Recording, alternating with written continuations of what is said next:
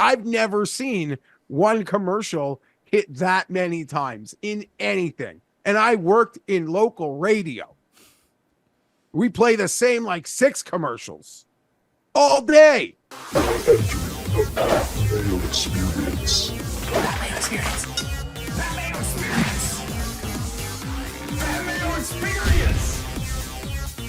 Experience. Welcome to the Pat Mayo Experience, presented by Underdog. Fantasy Wells Fargo Championship picks, preview, one and done, plus a look at the Myrtle Beach Classic as well, the first time that we are seeing this version of the alternate event on the PGA Tour at the Dunes course. You can check out the newsletter for a preview of that and the Wells Fargo Championship on Monday evening, a bit more in depth. And hopefully you can glean some information from that and make some successful bets. Smash the like, sub to the channel while you're here, and get your hands on the best app going on the golf market right now, especially if you are playing DFS or betting, because you can just make your groups follow along whoever it is. If you have an Underdog slip, it's even better to use my groups for that. And you should probably be following Kenny and Byron on the Fantasy Golf Degenerates. Those guys are printing Underdog bucks right now. The one in the newsletter has been pretty good too. It's hit 3 consecutive times. So maybe just, Wednesday night into Thursday. That's where you can recoup all your money, because I had a very bad week, Geoff Fienberg, in terms of betting. DFS was fine. It was like a break-even week, but I got taken on some UFL stuff up by the hook 3 times. It sucked. I don't know. I haven't even gone swimming in those waters, but yeah, shout out to Kenny, self-proclaimed underdog god, on a hot streak with winners. He hit Pendrith. No wonder they're coming for his money, shooting holes in his wall. They're coming for him. Kenny's got that bullet swag. Wakes up, bullet holes in his window, and he can't lose a bet after that. So, yeah. I mean, you put yourself in the line of fire, you turn out to be okay, and then boom, just press at that point. Yeah, we went deep. Or I don't know. We did a good lap around Pendrith last week. Acknowledged like he's boom or bust, and he boomed. I love the guy. Sad to have not, been a part of that, but gave me a lovely moment last summer. Let me walk inside the ropes with him during a practice round at my club during the Canadian Open. So when people are like, "Why do you bet Pendrith?" I'm like, "Because he was nice to me." Like I didn't really have any data points. And it's nice to see him win. I'm annoyed I missed it. And not only that, we got with the 2 tournaments this week, Pat, like, going to be overexposed the week before a major. Like, fuck. I don't like this schedule one bit. Oh, see, not one bit. See, I don't mind it. I like this better than... Actually, I kind of do wish that the Wells Fargo was still last week and the Byron Nelson would be this week and then we go into the major. But that's very nitpicky because the next 8 weeks are all kind of amazing venues. So we're going to be losing a lot of money or winning a lot of money. Probably losing, because that's what we generally do on this show, despite having a pretty good year going so far. But we got into this conversation with Cust in our DMs about... and it was Paul, weirdly, who brought it up, that even when you have like a bunch of jabronis at the top of a leaderboard in one of these nothing events, it provided drama down the stretch. Like, it was a fun watch, the final 2 hours or so. You don't want it every single week. You need to split it up with your really great players, your superstars being superstars. But there's a great charm on the PGA Tour where lives can change. They have these big moments and we watch people either shit their pants or rise to the moment. Anyone that golfs can sort of appreciate what is happening, and even it's fun when a superstar is playing a jabroni and can that David beat a Goliath. But you're right, guys, just, there's a lot on the line. I think it makes for drama aside from the bets. Granted, there's a lot of people who don't care if they don't see names at the top of their leaderboard. But I think people who truly love the sport or enjoy the sport, like, don't need to, like, they're fully aware of the stakes and how different it is than when, say, it's, Scotty battling Cantley or something. It's just entertaining in a different way. And exciting and charming in a different way. And obviously, if you got a big bet, that's a whole other element. But I'm sort of speaking as the golf fan. No, I completely agree. And we saw this at Zurich when, Lawrence Fishburne was in the group with, whoever the hell he was playing with. And the moment that they took the lead, he ends up flubbing the chip and then missing the easy putt. Then we get to the playoff and you see Trainer just not able to do anything once he's tied for the lead going up against Rory and Lowry. And we saw that with Ben Coles here. And listen, it was a very difficult chip, but you just don't see pros shank a shot and chunk it like that. Like, that's what I do on the course, and just the pressure got to him. Because even if he just gets it up and down for par, he's fine, and it goes to a playoff with Pendrith. But no, he put it like 5 feet in front of him. I did that yesterday on the course too. Yeah, listen, Pendrith chunked one too. He managed a whole lot of bunker shot among other things. But yeah, that Cole's lie, like, the ball was sitting up. We've watched way worse lies get onto the green. He fully just shat his pants in the moment. Like, no doubt about it. And then he missed a 5 freaking footer. Like a total shit pants on display on CBS at dinner time on Sunday. That, the moment got to him and Pendrith walked into the door. It is, I know, like, there's a larger debate here as I do truly feel it's only like insane people, and sometimes I get grouped into that, on the internet who care to even like argue anything relive versus PGA and what is more entertaining. And there must have been normals who heard that there's weirdos that there's people on the internet debating Tiger Woods getting an exemption to a US Open, and they're probably like, those are probably the weirdest people on earth. And equally as weird are probably the people arguing with them. And then slightly below that would be the group that I fall into, in the like always irresistible, like always have to respond to something insane Taylor Gooch says. I truly believe we're the only, we're crazy people. All that being said, there's drama on the PGA Tour, and I don't care what anyone tells me. There is no drama on LIV. Every event is like the FedEx Cup. When Cantley's playing Bryson down the stretch, like, it's nice for them. It's entertaining as a golf fan to watch really good golfers hit golf shots in big moments. But drama? Get the fuck out of here. Like, that does not exist on LIV. It just doesn't. It just does not exist on the LIV Tour. No one is having a life-changing moment on LIV. Maybe one guy, like those super young guys. But all of them, yes, their greatest moment, the life-changing moment, nothing. It's not winning in Mayakoba, I assure you. It's just not. So that all happens still on the PGA Tour. It does. Yeah, because how can I think about it? Like, Brendan Steele winning last week, and this is kind of the point that I made, is that Cuss brought up, it's like, oh, there was great drama last week. And there was good drama last week in Adelaide with LIV, because the team went to a playoff for the team tournament, which no one really cares about. So how much drama could it really have? But that was fun nonetheless. And it was with the best crowds that they were going to have all year long. So that made it feel a little bit more intense and a little bit more special, especially when you have Cam Smith and Leishman trying to do it in their home country as well. Like, it was a perfect confluence of everything that's good about LIV happening all at once, where everyone kind of forgot Brendan Steele won. And that was the actual drama. And there was no drama in the tournament. He just won, and that was the end of it. This week, like, I watched a ton of LIV Adelaide last week. I watched 0 seconds of LIV this week in Singapore. I watched the recap, which was noticeably better than the PGA's recap. Okay, the PGA recap, I just like to go back and watch it again in the morning just to refresh my mind and be like, hey, when you're watching golf for like 3 hours straight, there's always stuff that you miss. You know what they didn't show on either the Golf Channel or the PGA Tour recap of round 4 of the Byron Nelson? Something crazy, but I didn't see it. So I don't know. The Coles chip.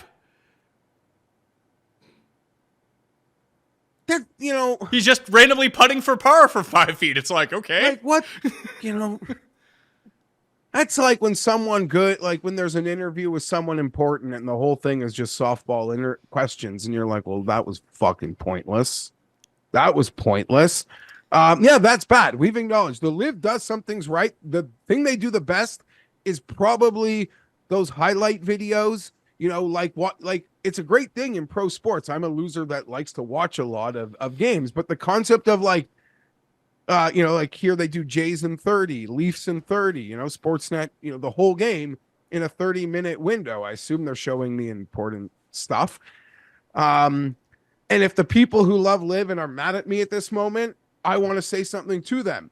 I'm not naive. I'm not an idiot. Well, a lot of the times I am. But I also acknowledge if Wyndham Clark is playing Homa this week, like there's not that much drama. Like there's drama. We're excited to see who can win this tournament and who can come into the major with great form. But yeah, there's not like the drama I'm speaking about that happened last week either. So that's why sometimes what last week was in its own way is actually really exciting. And granted, I'm a Canadian. I like the guy because he was nice to me. I didn't have a bet on the guy, but I did have I didn't have the bet on the, but I had a rooting interest in many ways there. And I feel like I hope that can come through with the casuals who acknowledge it. But I acknowledge like two high-end players will be playing for this one, and who wins is as relevant as who wins on a LIV event, like in some respects. But LIV never has what we get last week, and that's charming and fun. And I would tend to agree. How did you think that Noren was going to make a run at any point? Of course, because he did make a run, but it was too late. I always think he's going to make a run. No one plays better golf the moment they're kind of out of it than Alex Noren. Yeah, he's really good at that. He did exactly what I think a lot of people thought he would do last week, like the majority of us. He's going to play great. He's probably not going to win, and I'm certainly not betting him at 25-1. Benny N, I think, did exactly what many people thought he would do last week. So yeah, he got himself out of it. And the moment he was in it, he did nothing. Then the moment he was out of it, he went nuclear again. Him and Noren did exactly the same thing to finish, third and fourth for the week, and that's just how it's going to go.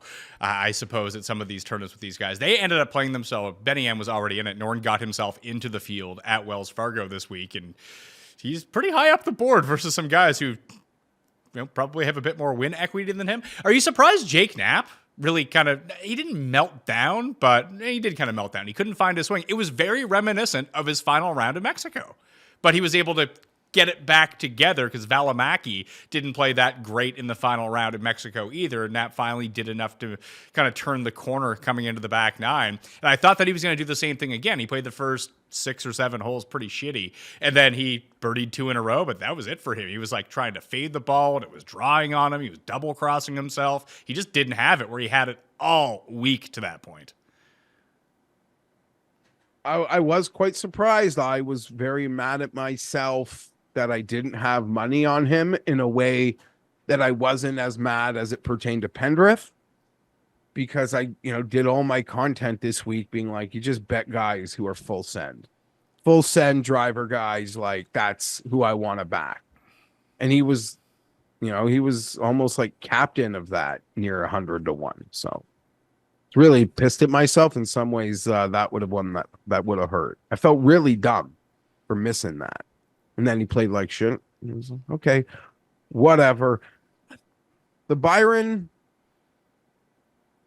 winning score was lower than I thought it was going to be perfectly honest. What was it, 23? It was 20. Occasionally got to 25 or 26, I think, 2 years ago. Yeah, I think Pendrith got home at 23. I feel like it was 28 last year. Who was that? Last year, it was Jason Day. Yeah. Jason Day. But no, none of the guys, it wasn't a great week for me with the outrights. Didn't really have a sweat unless someone, Shank, Jagger, none of them really got it. There were moments in the tournament like Mitchell, but by the time it was important, none of them were around to taste it. I feel like there was something else in golf that really grinded my gears. Well, let's talk about this Tiger exemption. So Tiger Woods got an exemption into the U.S. Open, I think that everyone would want him to have. I don't think this is probably the best U.S. Open venue for Tiger, weirdly enough, because it's not like there's going to be 7-inch rough where he's going to tweak his back trying to hit it out of it. You either just keep it on the fairway or you're hitting at a waste areas at Pinehurst. should work for him. I don't know that of all US Open venues. If you're telling me like we shouldn't just be looking about the true bombers, I could change something about it, but I do actually think that, I mean, we're not at the US Open yet, but in my mind, I'm trying to think of like the type of player that can compete at Pinehurst. And yeah, I think the Bombers can be fine as long as they're somewhat accurate off the tee. Like, it does seem like it would be a very good Brooks venue, as all these PGA Championship and US Open joints are. But even to go back and look at the last US Open that was here, the one that Keimer ran away with, like, it was not bomber heavy at the top. It was just a bunch of short hitters who were great at scrambling. I got myself into a bit of a YouTube rabbit hole watching like some old ends of PGA championships and some old like Valhalla stuff. Oh, so what was your takeaway? Well, I was trying to watch. I also like to watch news reports from the renovation. Okay. I know it just seems. I don't know. It's hard to tell. Like, I haven't really seen any news reports from post the renovation. But like news reports from when like the renovation began and all those plans and the PGA championships we got in here before. But I got a rabbit hole. Like, I was watching the 87 PGA, which then led me into watching like the Bob May versus Tiger, which then got me into rewatching some of like Rory at Valhalla. So I just found myself in a whole little rabbit hole. It's apparently supposed to be their plan is for firm and fast, clearly. And the media, I think, were there, I want to say last week, and they acknowledged that they're still putting fertilizer down. So this is like the roughs, about to really sprout. But renovations are aimed for firm and fast. But I always love that place. I feel I'd say like Valhalla was my favorite major we've ever had since we started doing a podcast together. Really? That was the first year that we did the show too. Yeah, that finish, the Phil, the Rory, the Ricky finish is my favorite one. Like the Tiger winning the Masters thing aside, which is like, seems like it should be its own evergreen category. I think that's as an exciting a major finish as we've had since we started making golf content. I don't think something's topped it. I'm trying to think, what was the best major that we've seen? We didn't get 18 holes of Spieth versus DJ on a Monday, which like we all lose because of that. You know which one was really good? The Molinari win at Carnoustie. He beat Xander. Yeah, that's and the one Spieth. with the crying baby. Yeah. Xander and the crying. There's the crying baby with Xander, I feel. Yeah, Spieth was in that one. Kisner was in that one. Tiger made a move at that one. Like, that was just a clustered leaderboard. That was a fun one. And it was just playing so insanely hard. And Molinari made every single putt. And the one in the Midwest, I don't remember if where Brooks won, but like Tiger played great. Oh, it wasn't Bellerive. Was it Bellerive? Baltusrol? I don't know. I feel like it was in St. Louis, but I could be wrong on that. But who else was in that one? Because I just remember like Tiger playing great and Brooks winning. But I bet you there are 3 or 4 other. If I remember that was probably a great Sunday. Brooks, Tiger, Adam Scott, Gary Woodland was there. Those may have been the top 4. Now I have to like effort this to figure out what year was that? 2018. Sounds about right. Yeah, Bellerive. Yeah, it was Tiger. It was Brooks minus 16, Tiger minus 14, Adam Scott minus 13 were the top 3. Then it was Sink, Rahm, Molinari, Thomas, Woodland, Peters inside the top 6. And now that we're sort of doing this and I'm going backwards in my head, the Rahm US Open was great because we turned the back 9 with like 6 superstars in contention. Yeah, and then that's Louis. And Louis ended up hooking it into the hazard on 17. Bryson made an 8 or something on number 13. Bryson, Rory, like a bunch of great guys were in that freaking thing as we went to the back 9. Bryson had the lead. I had a bet. That's why I remember that. Yeah, I remember betting Bryson with you that week. Morikawa I had as well, and I think he ended up coming 4th, but he was there, and then he and Bryson both just made a spectacle of one hole on the back 9. It just ended them. And Rahm made those putts. Yeah, so I don't know that we're forgetting one. Those would probably be the contenders. If we are, maybe leave it in the comments. But yeah, I don't know. That with Ricky and Phil and Rory, like that was such the best. Last year's U.S. Open wasn't bad with Clark, Fowler, and Rory. I guess. I don't know. I'm like, maybe. Yeah, sure. LA Country Club. Man. You didn't like last year's U.S. Open? Yeah, it was good. It was, you're right. That's a fun leaderboard. Wyndham won. Tim called it. When I like think about last year's US Open, what comes to my mind is Wyndham like duck hooking it on the last tee and facing nothing, like no penalty for that whatsoever. That is my memory of it. Like him truly shanking a tee shot that probably ends you at 93% of major championship venues on the 18th tee. And LA Country Club said, nope, you're good. And I had no bet. I mean, who came second? It wasn't Ricky, was it? I think it was Rory. Or Kim. Yeah, it was. I didn't bet Rory. I probably had Ricky for Valhalla, clearly. Like going back to those days. Probably had Ricky at 18-1. This really is dependent on either Tiger being involved or you actively wagering on the winner. No. There's lots. I said aside, that was great drama with Phil bickering that Rory shouldn't hit up. Like that was good. The Rory script. I love that purple. I love his scripting that week. But no, a lot of the majors that we've went through, I probably had a loser like near a betting board, but I'm just recounting the top ones. That one is my favorite. Like I don't have the Masters where Reed won, where I had Ricky on there. Like it's not just because I had a guy who I like. I feel like we just done a good job of litigating the better ones. Maybe we totally forgot one. We probably did, because the Tiger Masters has to be up there because there were a ton of guys in that one. I'm just thinking of Opens because Opens are usually kind of the most fun because there's such weird stuff that goes into it. But I'm just trying to think of the ones that stick out in my mind, like the Phil versus Stenson one, which was incredibly boring because it was just a match play situation. Lowry boring. Lowry was boring. The Molinari one was good. The Cam Smith was probably the most entertaining because it had Rory and you're chasing. It was, had the, Cam Young and Cam Smith and Rory. Yeah, and Victor. Oh, that was a good one that was the loser won it. I shouldn't say that. Was it Zach Johnson? He won in the playoff. It was on a Monday, but it was like Day and Spieth and Louis, I want to say, in that. It was Leishman and Louis, I think, in the playoff with Zach Johnson, and Day and Spieth missed it by a shot.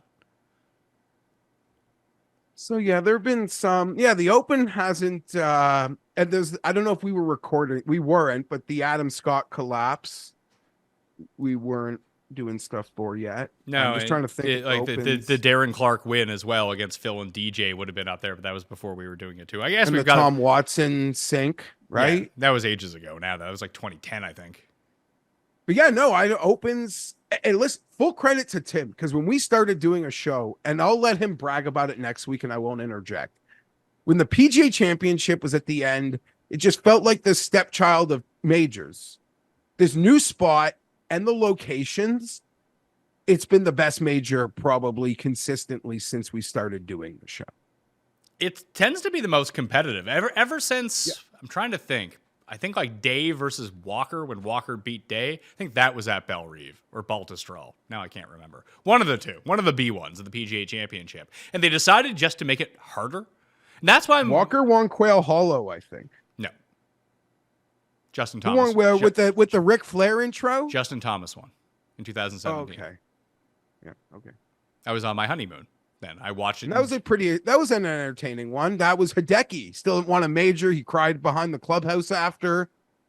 Yep. Kisner was third as well to Justin Thomas. But as soon as maybe that was sort of the turning point, like 2015, 2016, where the PGA of America really did decide to make it more difficult, where we don't want our winners being at 20 under par. And they kind of made it, I mean, a few of the past PGA championships have played more like a U.S. Open than some of the U.S. Opens have. Absolutely. if anything, it's still, yeah, I would totally agree with that. And in some ways, it seemed like it tried to take the USGA sort of course type, where like it's just long and straight and those sort of players, but it allowed it. They didn't try to walk this line of making it impossible either. So it didn't have these expectations for scoring that like we blindly have for the US Open. And we get really tilted when what happens last year, say in the first round, happens at any US Open. So the PGA, maybe just based on expectation, and they've exceeded it between course selection and the leaderboards. They have hit home run after home run. Let's go back to that exemption for a second. So what was it? That Gooch was mad that he didn't get an exemption into the U.S. Open. Then he decided that he wasn't going to even try to qualify. Whereas, I mean, Neiman got his exemption into the PGA Championship, but he still has to go qualify for the U.S. Open. Patrick Reed has to go qualify for the U.S. Open. Why the hell did Taylor Gooch thinking he was going to get an exemption? I really have no idea, but what was viral about it, Pat, was it was one of these live pressers, which I'll tell you this. I don't want to go backwards, so let's answer this. People got upset because Jason Kokrak and GMAC give like a good minute answer on their plan to qualify. GMAC goes really in depth about his goals for qualifying for the US Open and the Open Championship and where and how he's going to at least try to do that. They all give real answers. Taylor Gooch, nope. Hand the mic over. Okay. Like, that was it. So that was like, he gave up like, nope, I'm not. So that's sort of why, me and others decided to be like, what a dud. Again, what a dud. I mean, he probably doesn't even know what he signed up for. Again, though, to compliment Liv, I think those press conferences are great. I really do. I really do. You can sometimes, I find them entertaining how they do them. And in a weird way, the thing I'm going to compliment Liv about, which I know it's logistically not how the PGA can operate, but there's just like a schedule and the players play. It's like totally different. Like, it's charming in that way. It's just like any other, here's the schedule, you're playing. Obviously there's weird reasons to withdraw. So that, I think, is, as I've ranted many times, the fact that the PGA is like a member association, these guys can do whatever they want. Unless it's perfect for these pampered fucks, there's no give or take on much of anything. The fans are the last person to be considered. And I'm not here to say that Liv is considering fans. I just mean, like, the model in some ways is ideal. Here's the schedule. You're playing. It's not like an NBA. Patrick Mahomes can be like, yeah, no, I'm not. I don't want to play that Thursday off the Sunday. I'm not doing it. Well, what was it this week that there's a transfer window for players on teams, and Cuss was like, oh, yeah, it's just like European soccer, but it's not, because the league owns all the teams, I think. Like, it's not like Bryson has $1 billion of his own dollars into it. I'm sure they have equity in a team that's worth $0, but I don't understand what any of this is about. It just makes, like, Liv should stop trying to be needlessly complicated. Like, be as simple as possible. Maybe that could work out. That I would agree with. I heard that clip from the broadcast. It was clipped and, went around. It was super confusing. Okay, you can make trades and teams can sign guys to contract extensions, but yeah, aren't they like live contracts? And then within the live contracts, they go to teams. I do believe that they own the teams. Like, I think Liv owns a piece of every team, and all the teams, I don't freaking know. That is the most, you know what? If Liv wants to do something really exciting, they should have all the Majestics play in a retirement pod. Like loser retires.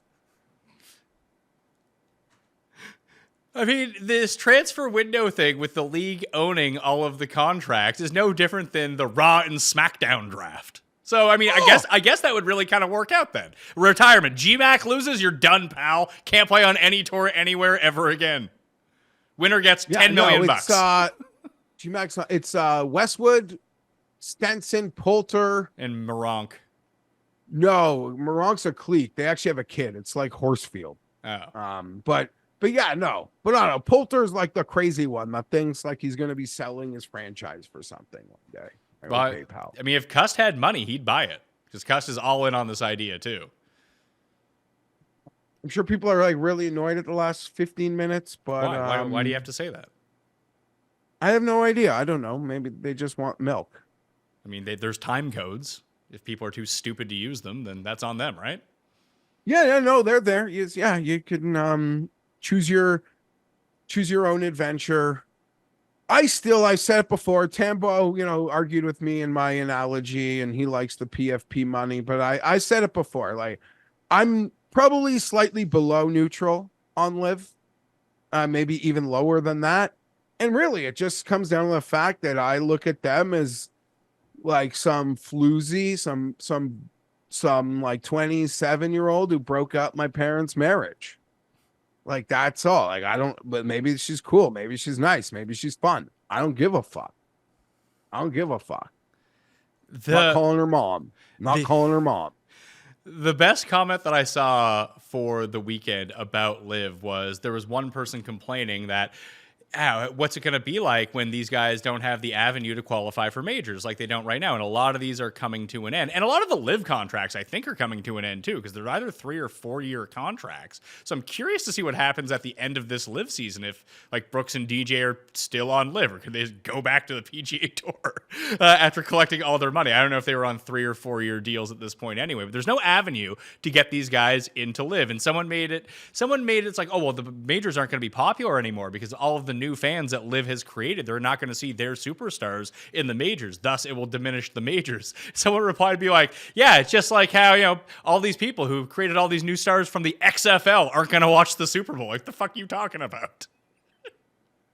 What I saw that discourse. I saw that. And that is probably like, if you explain to like a normal casual golf fan, like what's at like some of the things, like they probably,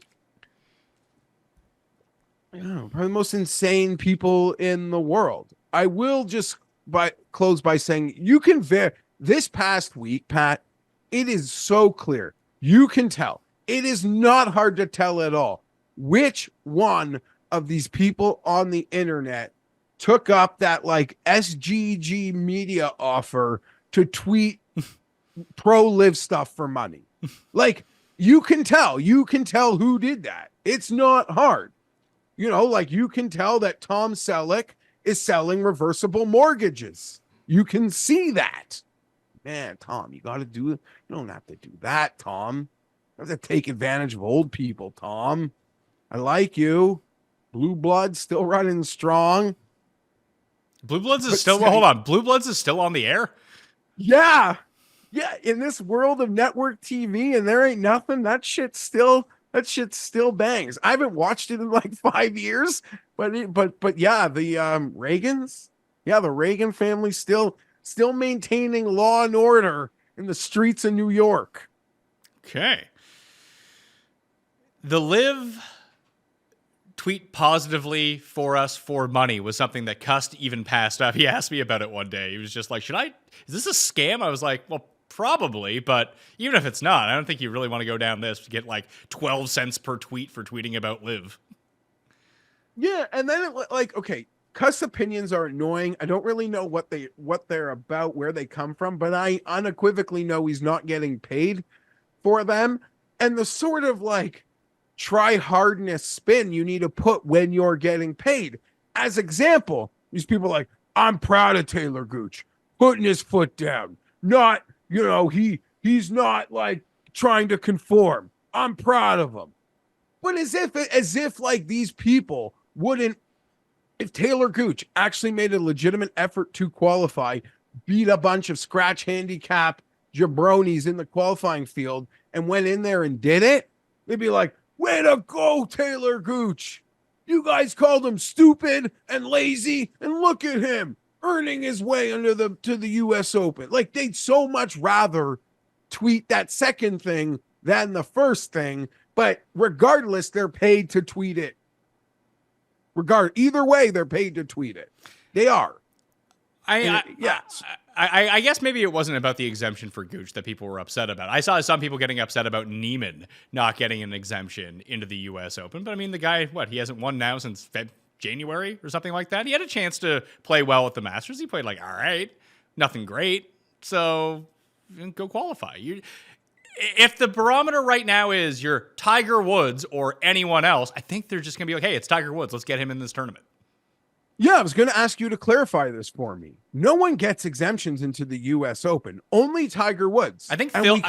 There was one other one a few years ago. Who was it? They wouldn't even give Stricker an exemption in Wisconsin. That's right.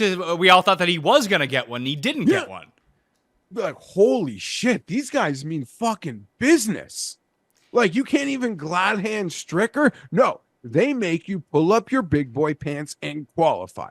Don't you remember a couple years ago, Jason Day missed his tee time to qualify? He was doing like a NetJets like promotional event. It's like, yeah, they're paying me to do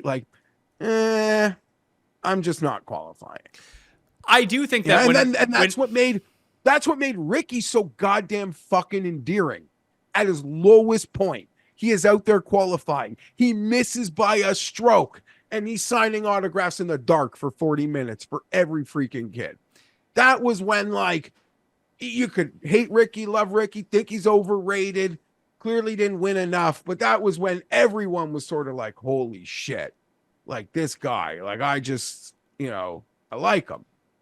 I like him. He's good Ricky the human, never wrong about him.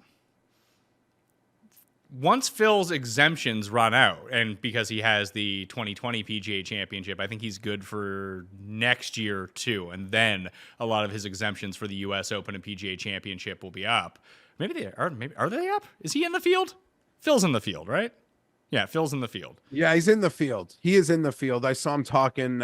He did an interview came across my YouTube feed. He did a Bloomberg interview. So he has two more years. So in 3 years' time, if he doesn't re-qualify for the U.S. Open by having a top finish or anything like that, then I could see him getting an exemption as well at 55 years old or something for one more go. If it's at a course where, if it's at Torrey Pines or something like that, I could see them giving it to Phil.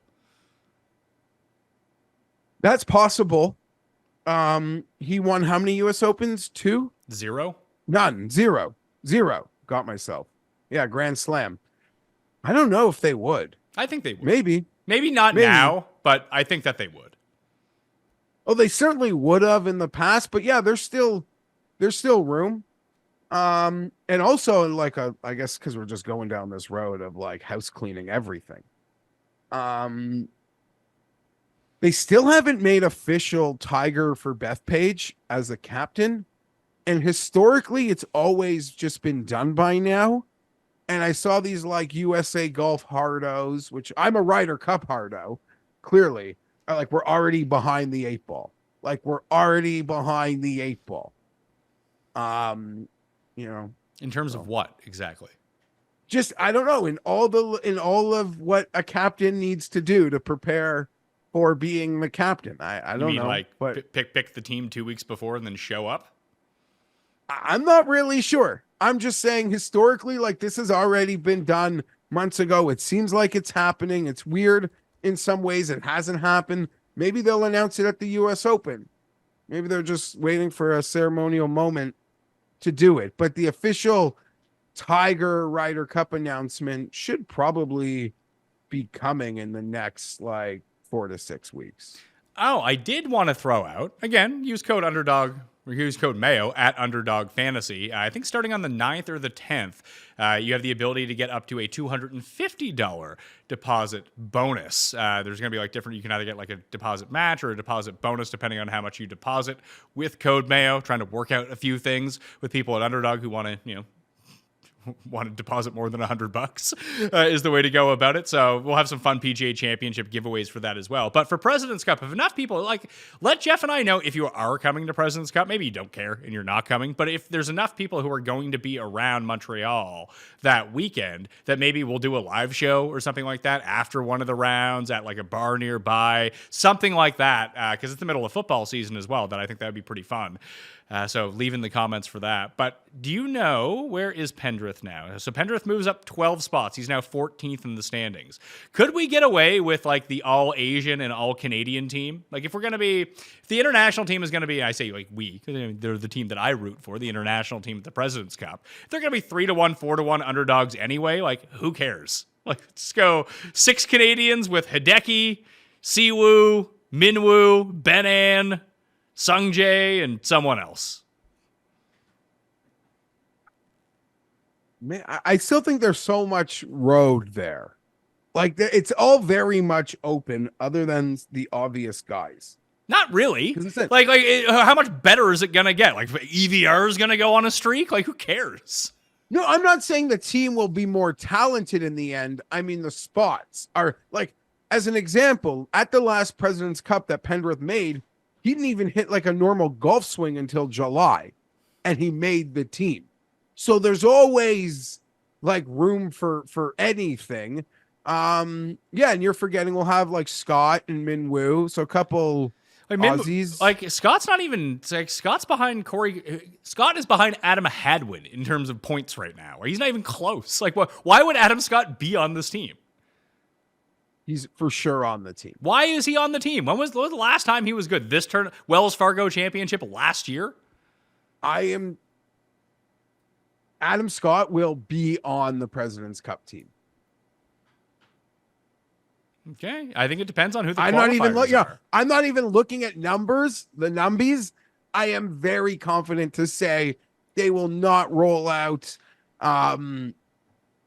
They will not find 12 bodies to put on top of them. Well, is it top 8 or top 6 for President's Cup? I think it's top 8, right?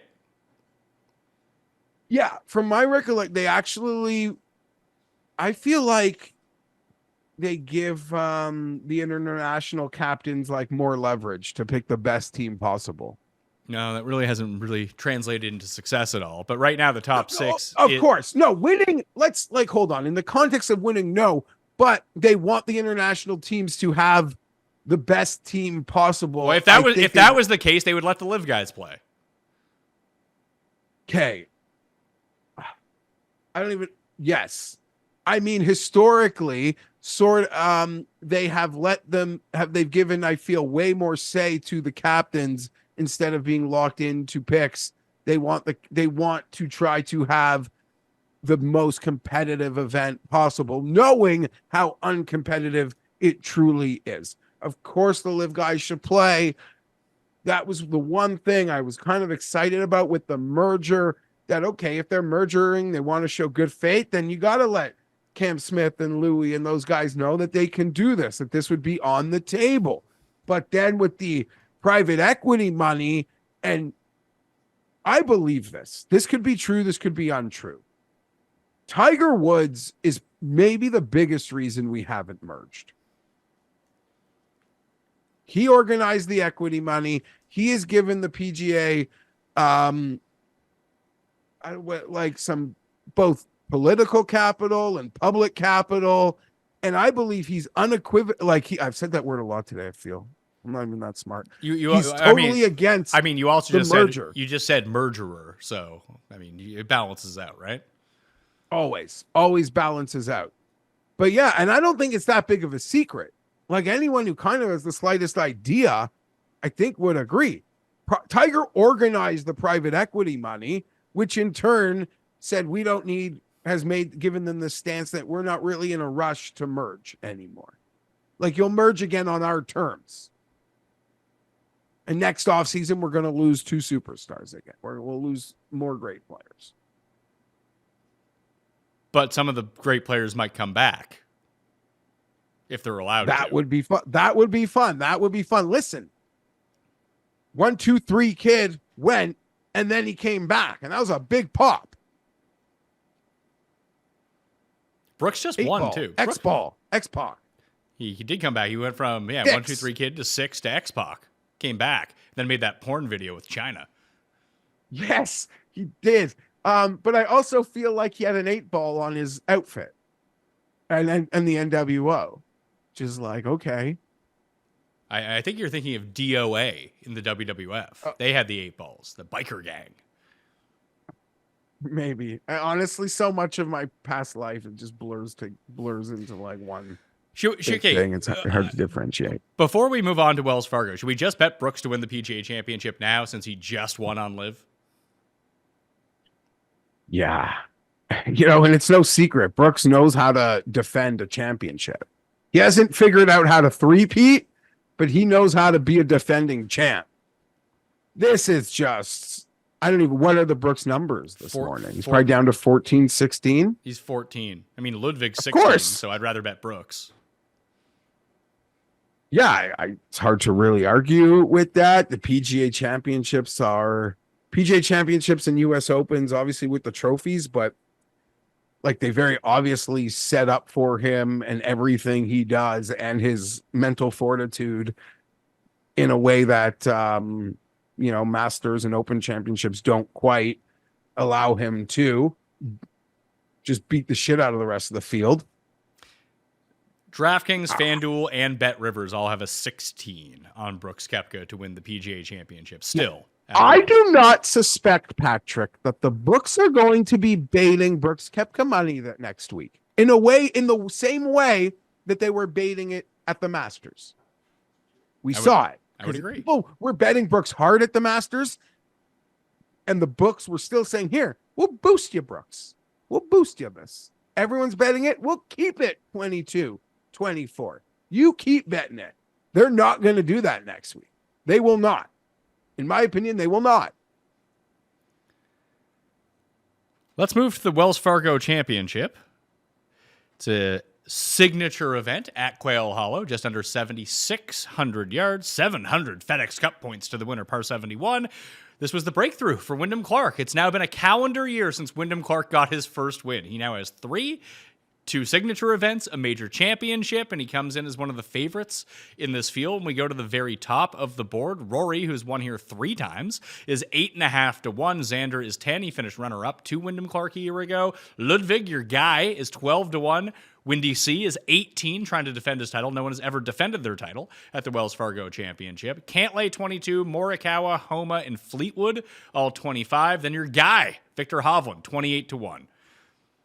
The only one I considered betting of these, actually there was 2. I considered betting Wyndham Clark and Max Homa, but I didn't bet either of them yet. So I'm even shorter. The guys that I would consider betting here are Rory or Ludwig, and the one that 25 is just not enough. He's playing great though. That's my guy, Tommy, but I can't pay in an elite field. I can't pay for it. Congratulations to the books, Pat. You mentioned Wyndham a year or Wells Fargo a year ago, and it took the books a full calendar year to give Wyndham Clark a pre-tournament respect. I would say hold on. I would say this is massive disrespect to the defending champion. I mean, he should be the second favorite in this field or the co-favorite with Rory. Like, okay, why is he still double the price that Xander is? That is fair. In a normal world, you'd argue that he shouldn't be lower than Xander. You could even make the case like there's no way he should even be lower than Ludwig. Just based on having done it here, based on the year resume, based on he is the Brooks Koepka of elevated events. Like, this guy has become evergreen staple when we do elevated events now. So I want to rephrase that to say, because you're right, maybe it isn't full respect because he shouldn't be nearly double Xander. Like, that is weird. But at the same time, it's the first time it feels like forever where the books actually acknowledged this guy belongs in that group, not the group like 2.5 behind. Sure, he's inching his way up. I mean, there was no in the middle for Ludwig ever. He was, as you mentioned pre-show, he was 60 to 1 at the Canadian Open in his first start. Now he's just been perpetually 15 to 1, essentially. Yeah, he started low and he's only gotten lower. He didn't get no big debut numbers. His debut numbers were crushed. So obviously Ludwig, yeah, I believe Ludwig probably golfs with a cleaner head than anyone else in the tier. Like, the noise inside, it must be so quiet in there. He does not hear the noise that a Xander Schauffele hears. He does not hear the noise that a Cantlay hears, that Rory will be hearing next week. That's probably jumping around in Justin Thomas and Tommy Fleetwood's head. Those noises aren't there yet. They're a few years away from being there, but they're not there. And there's few golfers you could honestly want to trust more.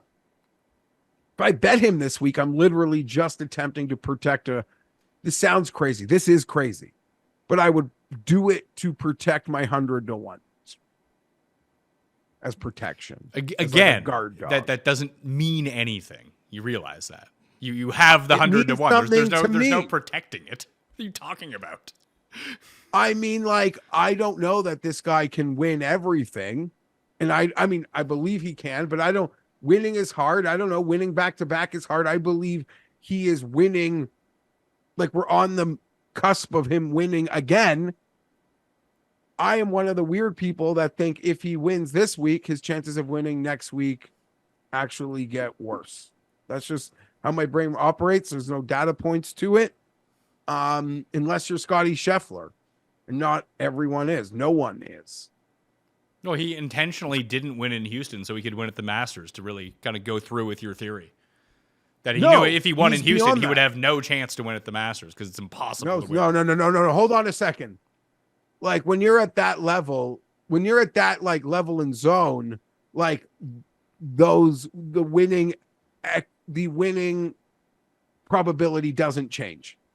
Like, when you're at the Scotty Scheffler level, when you win, your chances of winning again only get higher. But that's not a level that most guys are in. Maybe Ludwig is in that, but you almost have to do it for me to believe it. See, I would but just also seems like the perfect Wells Fargo player. And while the number is short, I don't know that it's wrong. I think the price is right for him. I think that's probably what he should be. If we take a look at how he's performed, we take a look at the comp courses, he's played well at all of them, and he has the skill set that you would want for Quail Hollow. I see no reason not to go to him this week, and if he wins, it's probably a good thing for his chances at the PGA Championship. It's the players. I mean, we've talked about this a ton of times where, I would guess that Ben Coles probably doesn't have the best week this week. If he's playing at Myrtle Beach. I don't even know if he's playing at Myrtle Beach or not. But when it's the first... got in here, I think. He's in this field? Good Lord. Probably wouldn't be betting on Ben Coles this week. Oh, yeah, there he is. No, he is. Yeah, he is. He got himself into Wells Fargo. Probably not the best bet this week. Yeah, no, I get that. Makes sense. Like, when a Taylor... when that player... Yeah, maybe Ludwig's already in the tier where winning again only means he's more likely to win again. You're right. Maybe he is in that absolute tier, but he only has one PGA muni swing season victory. Sure, he's not. I mean, we just talked about Wyndham Clark. It's been 1 calendar year since he got his first win. Now he has 3. Ludwig hasn't even been on tour for an entire season. Yep. But behind, I don't know, talk me into Max 25. It seems like there's life again there. So now this doesn't seem bad. I didn't look at it, but now that you mention it, look. Yeah, I mean, there's nothing really to it more than plays well at Riv, plays well at Torrey, plays well. He's won at this course. This was his maiden breakthrough win. We've seen a lot of people get their breakthrough wins at this course in the past. Ricky, Rory, Homa. I think it was Homa's first one. Did he win in Napa before that? I don't think he did. I think this was his first one. Just we've seen it. Wyndham Clark a year ago. That this has been a spot for people to really have that breakthrough victory over time. It was Derek Ernst's big breakthrough the year that he did it. But he was third at the Masters. He was terrible at Heritage. He was a guy that he kind of left everything on the table at Augusta and then just didn't have it the next week. And we haven't seen him since. That the number seems fine to me. I don't quite understand Cantley's number at 22. The guy really hasn't done much. Yeah, he put in a decent run at Heritage. He tends to play well at Heritage every single year. But other than that, he hasn't done anything this year. Hovland's at 28. You'd think on paper this would be a great Hovland course. But dude is somehow worse at chipping than he was before, which is insane to think about. Yeah, it's scary. It's concerning. The Hovland futures are just a graveyard. Wow. Can't believe we're there. As for Cantley, I'm with you. He could play well. He could win this week, but I am not taking Cantley playing well at Harbour Town as a sign Cantley is fixed. That's because he's evergreen to Harbour Town. Hovland is Humpty Dumpty, man. He's fallen off that wall. I don't know. I have no idea if he's been put back together. I don't want to bet on. I don't want to bet on it. But here's the sad thing: that the second, like if Hovland is playing well, Pat, the live odds will treat him like superstar Victor Hovland. Sure, but that actually makes sense to me. And this number isn't generous enough to bet him in the form that he's in right now. And if you miss it, you miss it. But it's just like those Spieth numbers from the past few weeks, where do you really want to bet on this guy at 16 or 18 to 1 when he should be 50 to 1? No. Yeah, golf is scary. Golf is fickle. I'm afraid of Victor right now. It pains me. We need to turn that arrow up. Like I need to see that arrow start to go up, but it is no bet. I thought Tommy would be higher, but he's not. He's playing so outstanding, but he doesn't win. Yeah, this is your Alex Noren loser outright bet of the week. Tommy Fleetwood at 25 to 1 when he comes third. You're right. I guess in some ways this is relative to what Noren was a week ago. You're not wrong. Tommy 22, 25. That'd be a hard one. Be a hard one to bet him over. Like you'd almost rather just eat some points and bet like the actual good players who win, or even like go back a tier and bet some guys who are going in the right direction in those low 30s. That's probably what I would prefer to do here. So are we done with this level? Like Morikawa, you can give a shout to. He's 25. I don't think that's a bad look, but it's not going to really be for me. I'm probably going to start my card at 30 to 1.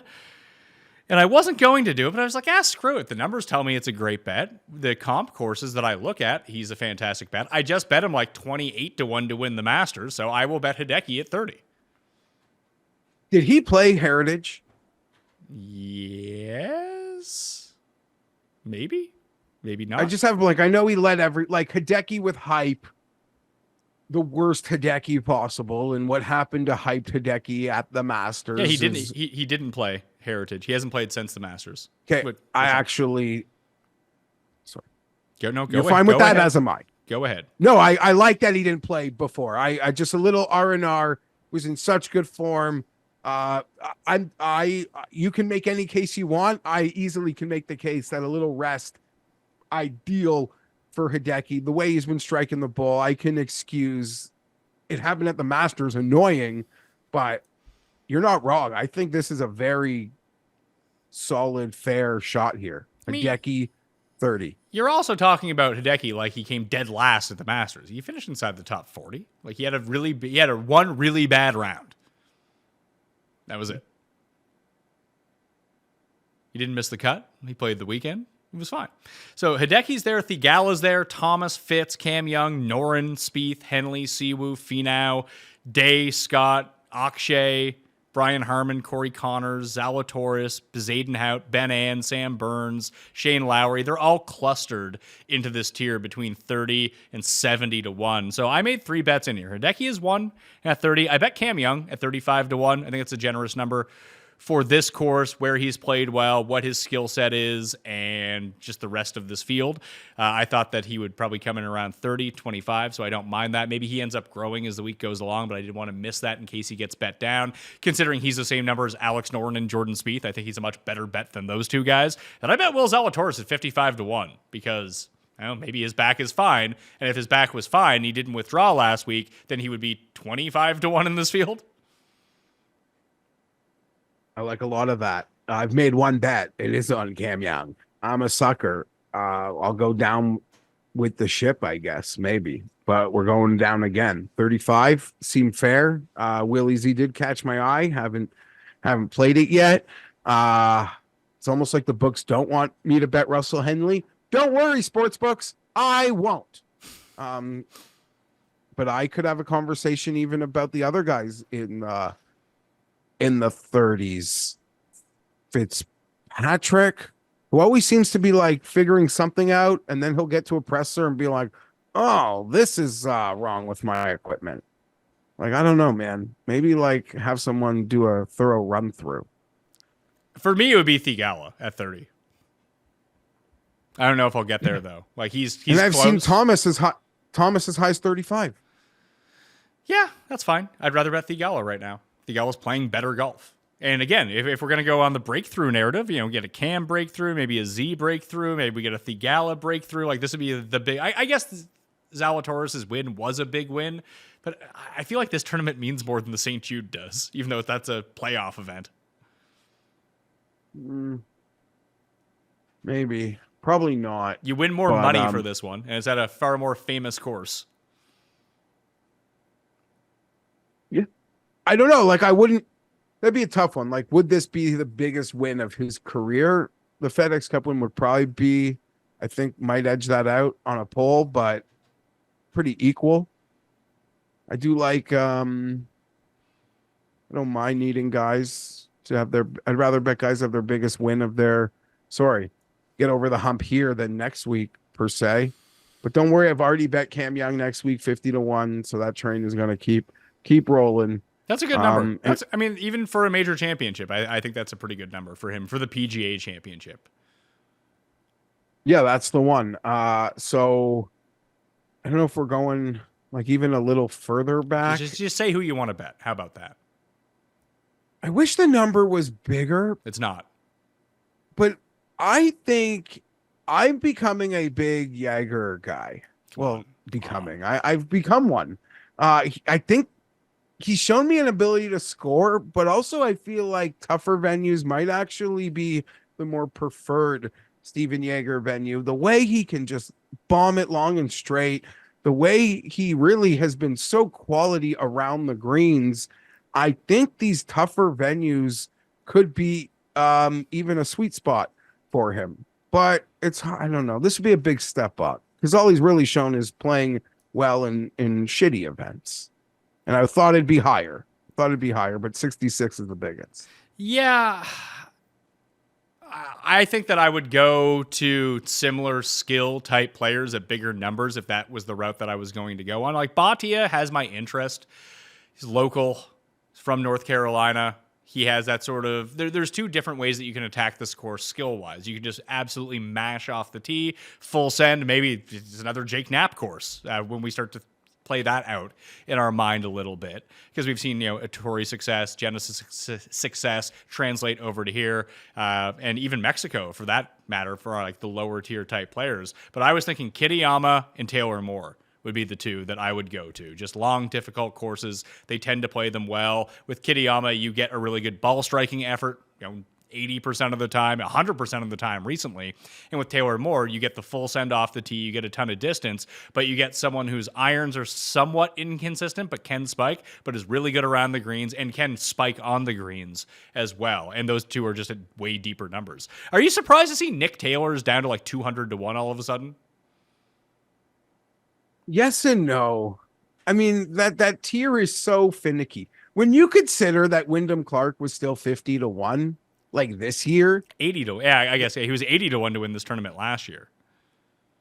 Yeah, I just mean, like, we went into this year and like at Pebble he was still 50 to like. So in the context of that, I'm not surprised. It takes so much. It actually doesn't take more than fanfare. Like, once you have fanfare, then your numbers get like just shorted. But when you don't have fanfare, seems like you could just be a good player whose number balloons easily. Yeah, I could see that, but I guess my point to that would be you have someone like Keegan Bradley, who hasn't done anything since the Sony Open, and he lost in a playoff to Grayson Murray, and he continues to be 90-1. Justin Rose continues to be 100-1. But then you have like Adam Hadwin at this course is 100-1, but Nick Taylor is 175-1. Make that make sense for me. I am not capable of making that make sense. I would consider, in the group you just mentioned of players, it was Kitayama and Taylor Moore. I would also be looking at Eckroat in that little pocket as well. I could see that. Obviously he's great around the greens, off the tee, the approach and off the tee, and obviously to win, you'll need the putter, but yeah, he can't chip. Like a lot of guys, I bet. He can't chip, can't putt. Like, that's his entire deal. But the ball striking is really good. I hate that this. I look at him and Taylor Moore as like very similar. I do not whatsoever. Like they're nowhere near similar players at all. Like you might think that they're on the same level. You might be right about that, but the way that they play is not the same at all. Well, Taylor Moore is much better around the green, but yeah, I guess maybe in terms of like in their chances to win and such. Obviously, Eckroat is a much higher level approach player, but there's very few players on that level these days. I would tend to agree, but we don't really get that many. Like Taylor Moore, pretty good putter, always excellent around the green. Eckroat, consistently terrible around the green, at least over the past 12 months. And he has a couple good putting weeks, but even the week that he won, it's not like he was 10 strokes putting. It was like 3. Yeah, he probably gained like 6.5 strokes with his approach, so he didn't even have to be around the green. 100%. And he even joked. I feel like there was one day in an interview he joked about it because some around the green cost him. He's like, "Oh, I gotta just hit the greens, I guess. I can't do that." Well, that was the Bhatia case the week that he won. It's just like the dude can't chip to save his life, but maybe he just hits all the greens in regulation. Then he leads the week in greens in regulation. He wins the event. I mean, in the context of doing outright betting or making outright bets, you really are just betting guys To have a ceiling week. I agree. Yeah, like that's what you're betting on ceiling weeks. If their status quo, we'll have them competing, but it's not going to have them winning. But you just got to know that I want to trust this guy on this golf course to have his ceiling. I don't know. I'm sure the guys will be joking that they're all happy Scotty's not there. I mean, I'd argue, I don't know that we got like Pat. Do you even see the Scotties not here in the odds? yes, Because I don't. I do. It's the mid tier. It's that Homa, Victor, Fleetwood. If Scotty's here, those guys are 28 to 40, and the guys that are Cam Young is 45 or 40. At least I think so. I think you could just insert Scotty at plus 300 into this field and say everyone's going to stay the same. No, but they can just not have Scotty there and keep everyone the same. But I agree. If they actually had to put Scotty in there, it's not the same. But by not having to show his face, I don't mean him actually, I mean the sports books, I don't know. I didn't feel like I don't know. I didn't feel like it would be much different. I really don't. Anyone else you want to talk about before we move on to Myrtle Beach?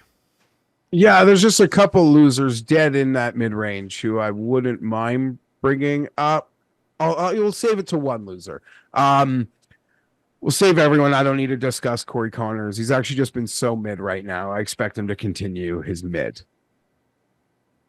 Tony Finau, Pat. Oh my God.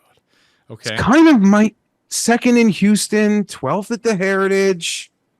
Well, the Masters was a bit of a shit show for him. It's hard to, I don't really have the information on like where it didn't go great, but it was just overall bad, losing nearly 6 strokes total.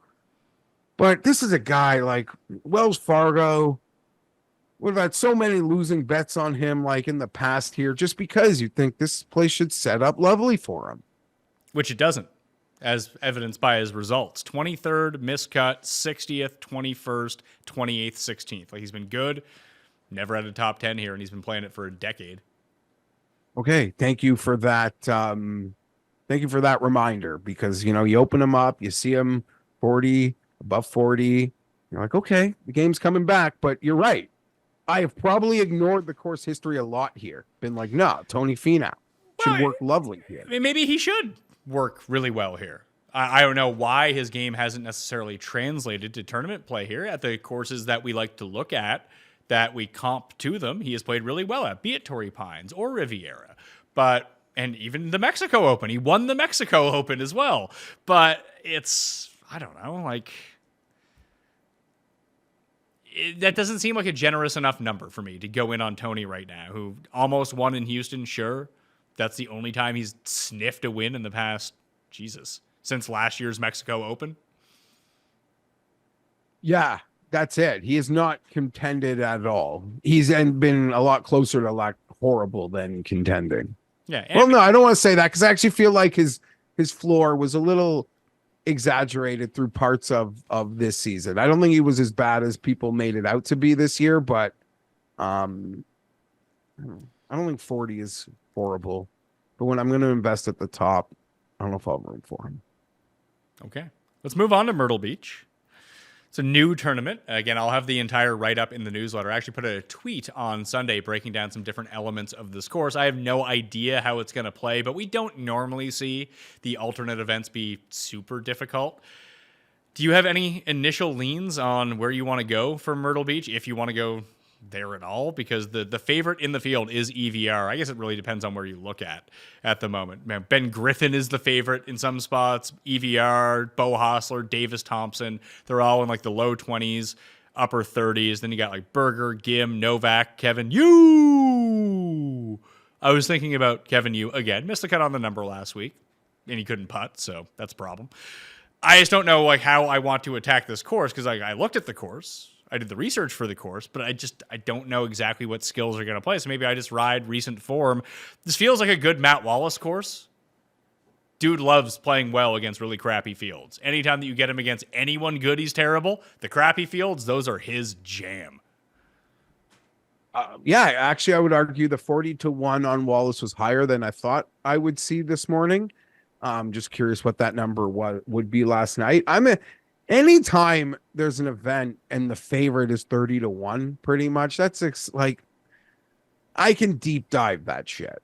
I don't know where I'll come out of that mess, but I'll deep dive it. I don't mind Wallace. I don't mind Burger Time. I saw Toasty was like 70-80 to 1. Toasty's 80. That's not bad. Davis Riley's been playing better golf recently too. He's 80 to 1. Yeah, so those were two guys that I kind of took a swim around. Alex Smalley probably not going to be able to help myself there. 55-60 to 1. But this is one of those events where, talk to people smarter than me and they'll point out these guys in the mid hundreds probably have just as good of a chance to win as the guys I just named. I would tend to agree. Like looking at it right now, like Lipsky is 150. Like I just don't know which one. Like you really have to. Like, we have our normal wheel of losers. This is like the super wheel of losers. Maybe Crazy Carl at 100 to 1. Where's 4chan? What's he up to? He's 45 to 1. Justin Lauer is 45. Like those. If they're going to be 45, Ryan Fox, who I bet last week at 80 and sucked, is 50 to 1 in this field. He seems like he's too good for this field. Like just when we think about like overall talent, he's actually good. Yeah, I don't know. I look at this field and I feel like I might just blindly play the ADDC kid at like 120, 130 to 1. Let's go hunt a birdie party. You said you researched the course. You don't know who it's going to help? Not really. Like until you see it, like I have no idea how difficult it's going to play because it does seem like it could be super hard, but it's an alternate event. So maybe the winning score is like minus 26 or something. And I think that would change who you want to bet on. I don't know, a couple weeks ago, you're all over, maybe it wasn't you, Rico Hui? Oh, yeah, I was. Yeah, Rico Hui. Yeah, the ball striking has left him. Like, he was an elite ball striker for like 4 weeks, and it just has dissipated. And he can't putt. So when you can't putt, and now you're no longer an elite ball striker, you got yourself a problem. BBB, go, go, go, go. BBB, go. They played that commercial like 3,000 times on the broadcast. I don't even know what it is. There's no way in the history of commercials, like was part of them, like they bought the full lot. They bought, it seemed like bought or given, you never know, because it seems like when they're sponsors and things that they're given a vast amount of commercial inventory for being sponsored, but they bought extra. It's like these guys had seasons tickets and then they bought like the whole section. I've never seen one commercial hit that many times in anything. And I worked in local radio. We play the same like 6 commercials all day. I never experienced that before, but it never tilted me. It always just, okay, BBB, go, go, go, BBB, go. No, it's just Korean themed frozen food. That's what it seemed like. That's what I take from it. I don't think it's available in Canada, so we wouldn't see it in our grocers freezers. Like it just named names, but like Chandy Phillips, 80 to 1. You I just don't know, guys that have like shown up a bit with you- like decent numbers. That's where my eyes are gravitating to. So yeah, Toasty, Riley, maybe Berger's too short, but seems like, maybe it is too short. 35, maybe he's not there. SH Kim, I don't know, 50 to 1. I don't know. I was looking at I keep betting Lonto, and then I'm like shocked when he doesn't make any putts ever, but he's 90 to 1. And the approach just continues to be great for him. Like now, I literally just be reading names, but I could make a case for any of these guys. Lauer, Goddard, Lauer and Wallace, I think, make the most sense. Because, I mean, I like Novak. I like you. I've been betting those guys, but at much deeper numbers. But maybe I should probably overlook that for this field. If you're looking at the best players in South Carolina over the past 12 rounds, you can use the South Carolina button on fantasynational.com/Mayo to get yourself that discount. Additionally, if you get Fantasy National on Wednesday, you get Myrtle Beach, Wells Fargo, and PGA Championship at 20% off for the weekly. So that's probably the best time to do it if you're going to do it. Triple dip at fantasynational.com/Mayo. But yeah, Buckley, Horschel, Lipsky, Berger, Chappell, Bramlett, Chan Kim, EVR, Thorbjorn, and Neesmith, and Carson Young, Streelman are your top South Carolina players, if that means anything to you. I bet you I'm not alone. Like, I do not like this. I am going to find myself, because I do not have the willpower. There's 2 tournaments. I'm going to pepper the middle in this Myrtle Beach. Because just talking about it for 6 minutes, you just rung off like a handful of names. I feel like I'm going to want to bet. I'm going to have way too much action the week before a major. Is this the one where all the YouTubers are playing in it? I think so. But didn't they already do that? Did Or was that a qualifier? There might have been a YouTuber qualifier. I'm not sure. I ignored it. Let's be perfectly honest. I ignored it. Yeah, George Bryan is in this field. Isn't he Wesley Bryan's brother? Like one of the Bryan bros? Yeah, I know they were doing something around this event. I'm not like, I can watch plenty of like golf lifestyle internet content, but I will completely ignore their efforts to like be a part of PGA events. That's not. I mean, Wesley Bryan almost just won in Puerto Rico, by the way. Yeah, he did. Who did win in Puerto Rico? Horschel. Yes, that's right.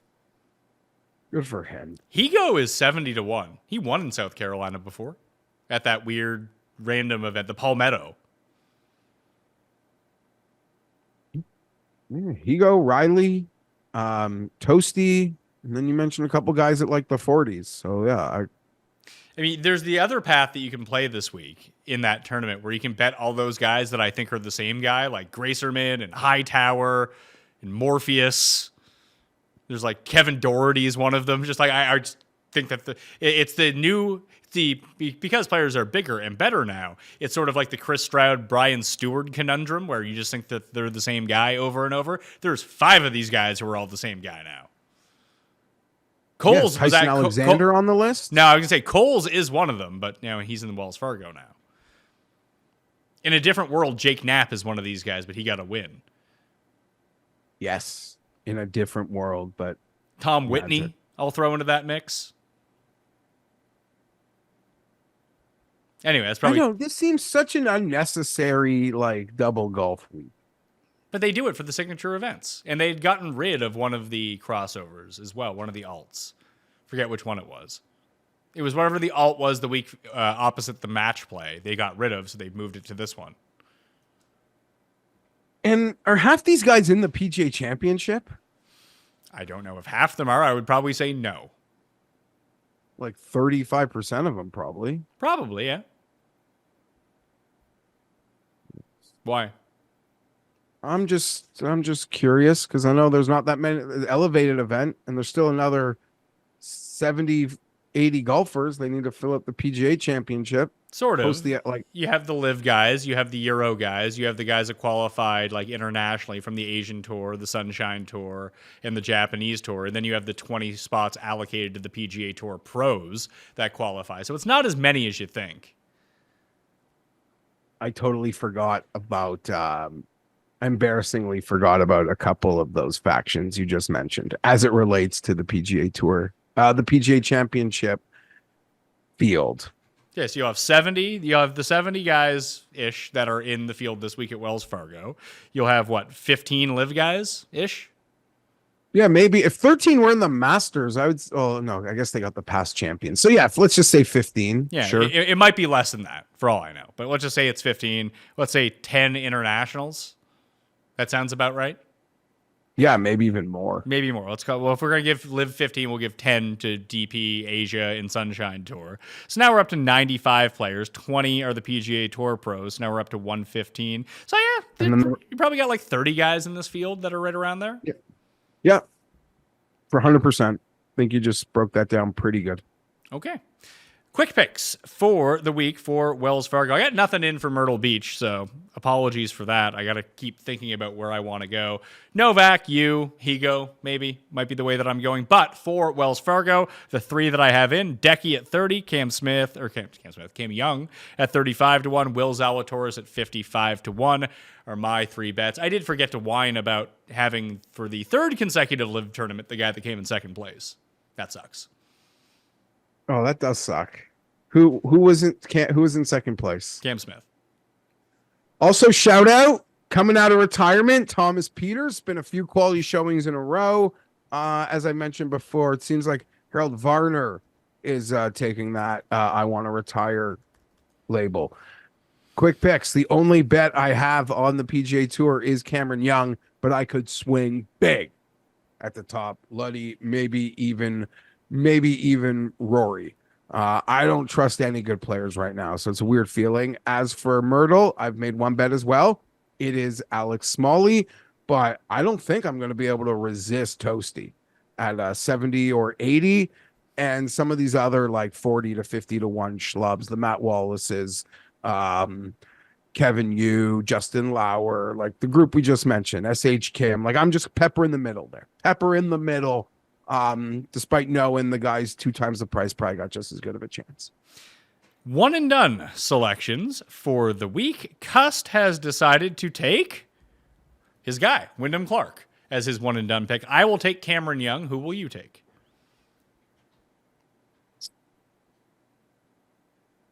I have the list in front of me, so you can say a name, and I can tell you if you've used them or not. You know what? I know I haven't used it. This is probably weird, but he doesn't win those other things. Rory. Yeah. Rory is open for you. There you go. There's your chance to pass me if he does well. Make it 2 in a row for Rory. 2 wins in a row. Oh, I forgot he's even off a win. Even better. It would be Rory. So there's only 10 guys in the field from LIV. But I totally forgot that Keegan, Daly, Duffner, Podrick, Rich Beam, Sean McKeel, all the past champs are in from this one too. There's an age limit on that though, right? I think it's 60, but like Y.E. Yang is still playing. And I don't know whether it was the US Open or the PGA, but I think it's the PGA. They actually shortened their age limit. They made it shorter, but it was grandfathered in post Phil. So Phil will get to maximize the old age limit. See, I thought that is it the PGA Championship? I thought that was the Open Championship that did that. Maybe. Well, I know Phil. I heard Phil bragging that he gets to maximize. He's grandfathered in on one of them, so he gets to, which I was happy to hear. Let's see here. Oh yeah, so other guys that got in: Nakajima, Andy Ogletree's in the field, and Ryan van Velzen from South Africa got in from around the world. Stricker's in because he won the Senior PGA Championship. And then Michael Block. Block Party's back because it was top 15 last year. Unbelievable. You know what? No. I don't want to be accused of it. I don't want to be accused. Good for him. He actually How did. Premium of a group. How premium of a group does Michael Block get? Ooh, that's interesting. I don't know. He is not golfing with fellow club professionals, I assure you. The only TV time Blocky. Did you know that Andy Spavoda is a PGA professional now? Remember we used to bet on that guy? Him and his brother? Was it him and his brother, or was that the Putnams? No, there was two Putnams before. I remember having a case. You're thinking of NHL player Peter Spavoda. No, I remember betting on this guy because he's got a case of the Spovs buzzed. We used to bet on this guy in like 2014. Swear to God. Are we just assuming that Scheffler, like the baby's getting induced next week? There's no way he would miss next week, right? That would be my assumption, but do we? And have the Burnses had the baby either? I mean, don't know. We didn't even mention his name, and when I went and looked at his numbers, they're terrible. So I wasn't going to bet him anyway. But yeah, Andy Spavoda. Yeah, he played like full time through 2015 on the PGA Tour.